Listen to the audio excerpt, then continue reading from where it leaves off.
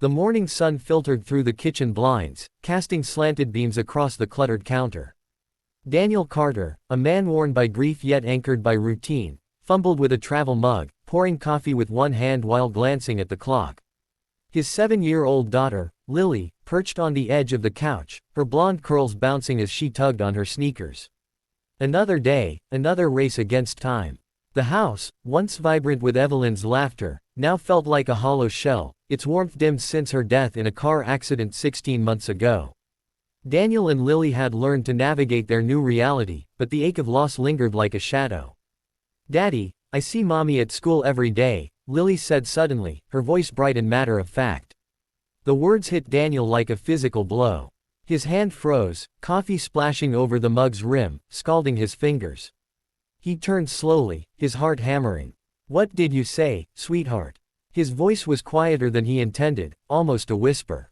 Lily beamed, oblivious to the storm her words had unleashed. "I see Mommy. She's always there, watching me during recess. Sometimes she waves." Daniel's throat tightened. Evelyn, his wife, Lily's mother, was gone. The accident had been sudden, merciless, a rain-slicked road, a truck that didn't stop. Therapy had helped them cope, but the void remained. He knelt beside Lily, brushing her curls from her face. "Sweetie, you know Mommy isn't here anymore, right?" Lily's smile faltered, but her eyes held a stubborn certainty. "You don't have to believe me, Daddy. I know it's her." Her unwavering confidence sent a chill down Daniel's spine. He forced a smile, but his mind raced. Was this grief manifesting in a child's imagination? Or was there something more? He dropped Lily off at school, her words echoing in his head, and called Drive. Mitchell, the psychologist who had guided them through the darkest days. "It's not uncommon, Drive," Mitchell said over the phone, her tone calm and professional. "Children often create comforting visions of lost loved ones. Lily might be projecting Evelyn's presence to feel close to her." Daniel exhaled, clinging to the explanation. It made sense. Lily was young, her heart still grappling with a loss too big for her to understand. But the next day, that fragile reassurance crumbled. Lily bounded into the kitchen after school, a smudge of chocolate on her shirt. "Mommy gave me a cookie today," she said casually, climbing onto a stool. Daniel's heart stilled. "What do you mean, Lily?" She looked at him with innocent certainty. "Mommy gave me a chocolate chip cookie. My favorite." A simple stain, a childish story, but it felt like the crack of a dam breaking. Daniel's mind spiraled. Was Lily confusing someone else for Evelyn? Or was something stranger at play? He couldn't dismiss it anymore. The next morning, he walked Lily into her classroom and approached her teacher, Miss Harper, a kind woman with sharp eyes. "I know this sounds crazy," he began, his voice low, "but Lily keeps saying she sees her mother here. Yesterday, she said Evelyn gave her a cookie." Miss Harper's expression shifted, not to amusement or dismissal, but to a guarded concern that made Daniel's stomach twist. "Mr. Carter, we should talk in private." In her office, Miss Harper closed the door and leaned forward, her voice hushed. "You're not the only one who's noticed something strange. Several teachers and a few parents have seen a woman near the school grounds who looks remarkably like Evelyn. She's always there during recess, just watching.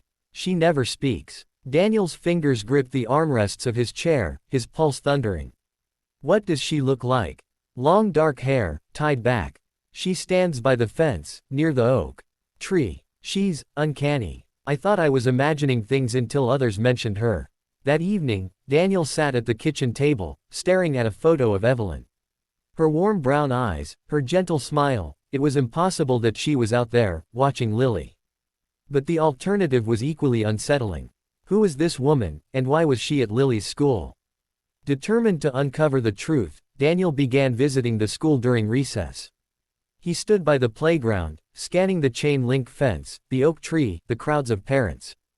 Days passed with nothing but the chatter of children and the rustle of leaves. Then, one afternoon, Miss Harper's face changed. She pointed across the schoolyard, her voice urgent. "There, by the fence." Daniel's eyes locked on a woman standing just beyond the oak tree.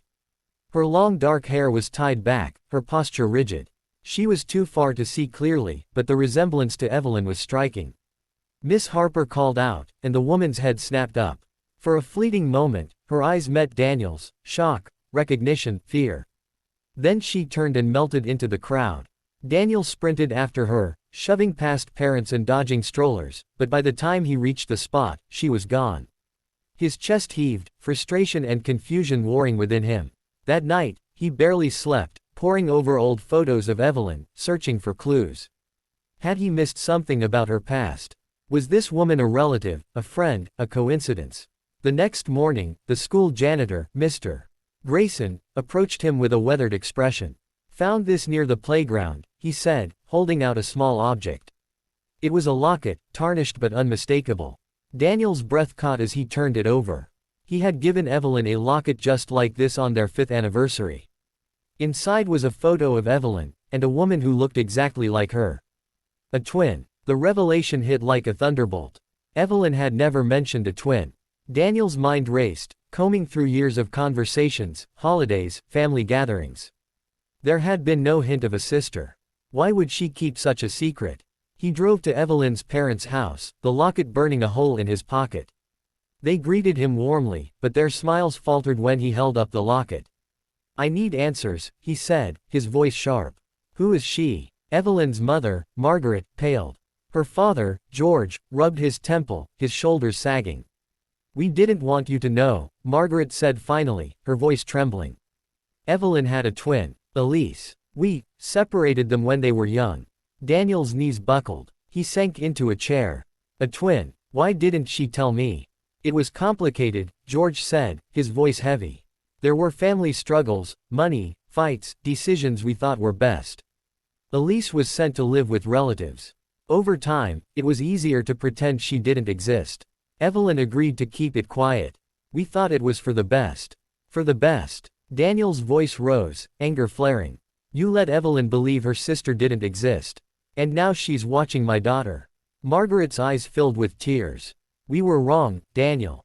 We know that now." The world tilted. Everything Daniel thought he knew about Evelyn, her warmth, her openness, was fractured.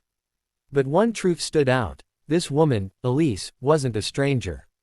She was family. With a neighbor's tip about a car seen near the school, Daniel tracked Elise to a small apartment on the edge of town. When he knocked, the door opened to reveal a woman who could have been Evelyn's ghost. Her face was thinner, her eyes shadowed, but the resemblance was uncanny. "I'm Daniel Carter," he said, his voice tight. "Evelyn's husband." Elise's lips trembled. "I know who you are.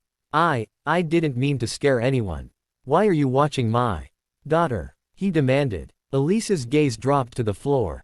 "I only found out about Evelyn's death a few months ago. I didn't know she had a daughter. I didn't know if you'd want me in her life. I was afraid." "Afraid?" Daniel's voice softened, though his emotions churned. "You could have come to us." "I wanted to," Elise whispered. "But I didn't know how. I thought if I saw Lily, even from a distance, it would be enough. Then I saw her smile, and I couldn't stay away." Daniel studied her, seeing the weight of years in her eyes. She wasn't a threat. She was a woman grieving a sister she barely knew, drawn to the niece she'd only just discovered. "If you want to be part of Lily's life, you need to do it right," he said. "No more hiding." Elise nodded, tears spilling over. "I'd like that." Introducing Elise to Lily was a delicate process. Daniel sat Lily down, explaining as best he could. "Your mommy had a sister, sweetheart. Her name is Elise, and she looks a lot like mommy. She wants to meet you." Lily's eyes widened, her small hands clutching Daniel's. "Is she really like mommy?" "She's her twin," Daniel said, his throat tight. "But she's her own person, too." The first meeting was tentative. Lily clung to Daniel's hand, peeking at Elise from behind his leg. Elise knelt, offering a gentle smile. "Hi, Lily. I'm your aunt. I knew your mommy a long time ago." Lily studied her, uncertainty giving way to curiosity. Over the next few weeks, Elise visited regularly, joining them for walks, reading bedtime stories, and baking chocolate chip cookies, Evelyn's recipe. Lily's wariness faded, replaced by a cautious bond. One evening, as they sat on the porch watching the sunset, Lily reached for Elise's hand. "You look like mommy," she whispered, her voice filled with wonder. "Are you like her inside, too?" Elise smiled, her eyes glistening. "We were twins, so we shared a lot. But I'm me, and she was her. I'd love to tell you about her, though." Lily nodded, leaning against Elise. In that moment, the mystery that had haunted Daniel dissolved. The fear, the doubt, it all melted into something new, hope. Weeks later, they visited Evelyn's grave together. Elise placed the locket beside the headstone, her voice barely audible. "I'm sorry I wasn't there, Evelyn. I'll take care of them now." As they walked away, hand in hand, Daniel felt the weight of the past lift. The echoes of Evelyn's love lingered, not as a haunting presence, but as a bridge to a new chapter, one of healing, understanding, and a family rediscovered.